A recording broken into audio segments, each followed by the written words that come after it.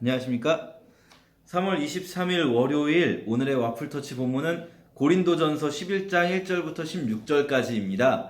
오늘 본문에서는 사실 여성분들은 좀 기분이 안 좋으실 수 있는 그런 내용이 나와요. 왜냐하면 바울이 마치 남녀 차별을 하는 것처럼 여자들은 교회에서 반드시 머리에 뭔가를 써야 된다, 이 이야기거든요. 오늘 이야기를 한마디로 하면 여자가 교회에서 뭘 말을 하거나 기도를 할 때는 머리에 뭘 쓰고 해라, 이 이야기를 하는 겁니다. 그러면서 바울은 여성의 머리는 남성이다, 남성의 머리는 그리스도고 그리스도의 머리는 하나님이다, 이런 식으로 여성이 남성보다 아래에 있는 것처럼 이렇게 표현을 하고 있습니다. 여러분 주의하셔야 할 것은 뭐냐면요, 바울은 원래 어떻게 표현한 사람이냐면 그리스도 안에는 남자도 여자도 없다, 갈라디아서 3장에서 말씀하시거든요. 또 오늘 본문에서도 보면 11절에 주님 안에서 남자 없이 여자가 있을 수 없고 여자 없이 남자도 있을 수 없습니다. 여자가 남자에게서 창조된 것 같이 남자도 여자를 통해서 창조되었다, 이렇게 말씀하십니다. 그러니까 바울의 기본적인 전제가 남녀가 어느 쪽이 우월하고 어느 쪽이 열등하다, 이런 이야기를 하는 게 아니에요. 바울은요, 여러분 주의하셔야 되는 게, 바울의 글은 지금 편지잖아요. 자신의 글이 한 문장 한 문장이 명제로서 기능하게 쓰지 않았습니다. 예를 들면 오늘 본문에서 5절에서 여자가 머리에 아무것도 쓰지 않고 기도나 말씀을 전하면 안 된다, 이렇게 말하거든요. 그러니까 여자는 머리에 뭔가를 쓰고 기도나 말씀을 전해야 된다는 말이죠. 그런데 재밌는 건 똑같은 고린도전서 뒤쪽에 14장에 가면요, 멀지도 않죠. 조금 몇 장 뒤로 넘기면 여자들은 교회에서 말하는 것이 허락되지 않는다, 원천적으로 아예 아무 말도 하지 말라라고 합니다. 여기서는 머리에 뭘 쓰고 말해라고 하는데 거기서는 아예 말하지 말라고 하거든요. 그러니까 이걸 한 문장 한 문장을 떼어서 명제로화 시키려고 하면 바울의 말 자체가 모순되는 것처럼 보입니다. 왜냐하면 바울은 지금 그런 식으로 글을 쓰는 게 아니라 이 문맥 속에서 어떤 강한 책망을 할 때에는 이렇게 좀 세게 말할 수 있는 거거든요. 그래서 우리가 성경을 볼 때 좀 그런 관점이 필요합니다. 자, 어쨌든 바울이 그러면 왜 여성들에게 머리에 뭘 쓰라고 말을 하는가? 우리는 이제 이 부분을 좀 상상을 해봐야 되는데요. 물론 우리가 그 시대에 실제로 고린도 교회에 어떤 일이 있었는지 완전히 알 수는 없습니다만 대략 추측을 해야 합니다.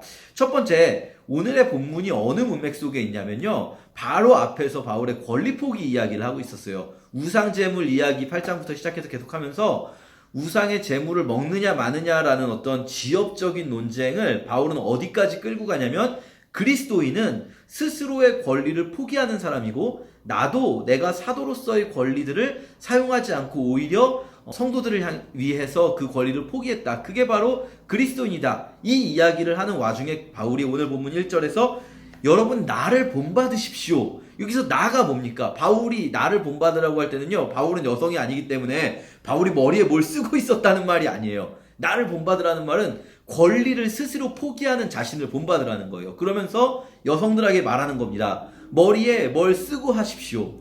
자, 그 당시에 이제 고린도 교회에서 어떤 일이 있었을까, 우리가 조금 상황을 생각해 보면 이런 일이 가능할 것 같아요.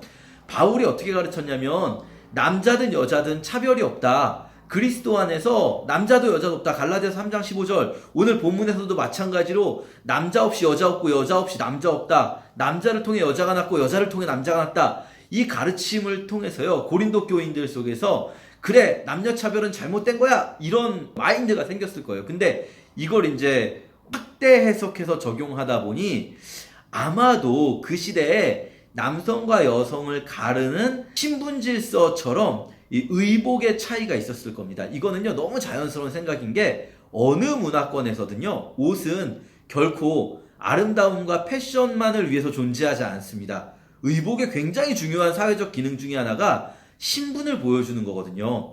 조선시대에 상투를 틀죠, 결혼하면. 그리고 선비들은 갓을 쓰죠. 그리고 더 높은 지위에 가는 사람들은 모자가 또 모양이 바뀝니다. 그렇죠? 또 서양에서도 아주 지금도 흔히 나름대로의 예절이라는 게 있습니다. 야외에서는 모자를 쓰지만 실내에서는 모자를 벗어야 돼요. 그게 이제 서구에서의 또 예절입니다. 이거 문화마다 그런 어떤 의복의 예절, 의복이 드러내는 어떤 사회적인 메시지라는 게 있었던 거죠. 고린도 지역에는 아마도 여성들은 실내에서 머리에 뭘 덮고 남성들은 그렇게 하지 않는 그런 풍습이 있었던 것 같아요. 그런데 바울이 이제 여자와 남자의 차이가 없다라는 식으로 그리스도 안에서 남자도 없고 여자도 없다 이렇게 가르치니까 여성들이 이제 반발을 했을 수 있죠. 그러면 우리 의복도 우리 마음대로 하겠다. 우리가 왜 우리만 이렇게 머리에 뭘 써야 되냐 답답하게. 이런 식으로 이제 나갔을 수 있어요. 이게 어떻게 보면 논리적으로는 맞다라는 생각이 들 수 있어요. 그런데요, 여러분, 바울이 말하는 건 그리스도 안에서 차별이 없다는 것이지, 그렇다고 해서 이 차별 대우를 하지 않는 것이 모든 차이를 무시하고 모든 분별을 무시한다는 뜻이 아니에요. 모든 질서가 없어져야 한다는 게 아닙니다. 우리가 예를 들어서 여러분 이 교회에 오실 때 옷이 중요한 게 아니에요. 뭐 이렇게 말씀드릴 수 있어요. 저희 교회도 옷이 교회 오실 때 어떤 걸림이 되지 않았으면 하는 마음으로 좀 의도적으로 설교자도 편한 복장으로 설교를 합니다.